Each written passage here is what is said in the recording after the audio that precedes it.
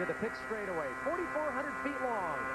Sixth gear, 200 miles an hour. Stand on the brakes. Down to fourth gear through turn number 1 at 120 miles an hour. Then it's downhill, diving 40 feet to turn 3. A downshift to third gear. They enter at 175, taking this corner at 85 to 90 miles an hour.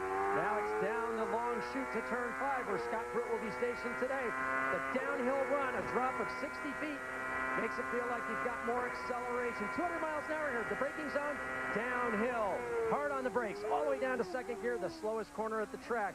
Just over 55 miles an hour. Stand on the throttle, up to third gear, 135. Now dab the brakes. This is blind, off camber on the turn-in. Lots of drivers have gone off here. Quick upshift. Now this corner is almost flat in qualifying. Flat right-hander, turn number 7. Now downhill, 175 miles an hour to turn number 8. A drop of 55 feet through the left-hander here at about 70 miles an hour. Now it's the 910 complex. 140 miles an hour, 3.8 Gs. They lose about 60 feet of elevation, and now this is where it gets really cool at Elkhart Lake. 185 mile an hour, flat-out fifth gear kink.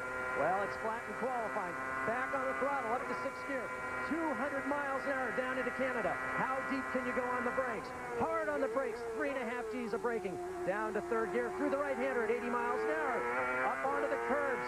Quick upshift to fourth. Up under the tunnel now. Coming through here at 145 miles an hour. 160 right on the entry. Back on the brakes.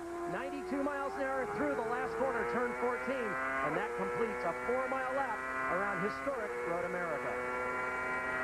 Well, that was